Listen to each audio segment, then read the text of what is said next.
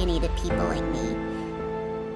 It was a pretty young age to make that decision, but I eventually did fulfill it, right after my 19th birthday. I packed several bags and flew halfway across the world to a country I had only heard about in the news and whose people had accents I learned from Brother Bear or my teachers in high school. I quite literally upped and left. It didn't take years of planning. In fact, the whole thing unraveled within something like 2 months. The beginning of this journey was, as you'd imagine, quite exciting. New environment, crisp air, and a stark contrast with regards to how little people there were in the town I stayed in. Even my university city's population was ridiculously sparse compared to what I was used to. That's like 3 to 5 million people, give or take. Other than that, I am actually really proud to say I adjusted incredibly well.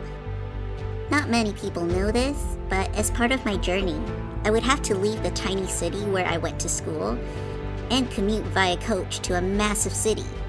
This was for work. Sounds exciting, doesn't it? It was, at the beginning, especially when I got the job.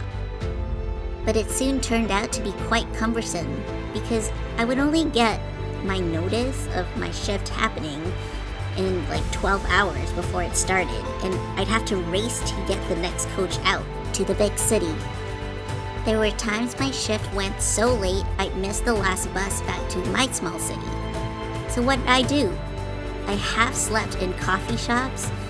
I would crouch in the alleyway between 2 bins to hide from random night walkers, and sometimes, if I were lucky, I'd get to sleep on a warm couch. In this city, I didn't have a home, so I had to wait till the sun came up, so the first bus would run again. It's funny to think that many years later, I would end up moving to this big city. So yes, my home is now here. I have my own apartment, I've graduated twice, and I get to work on tasks that I find interesting.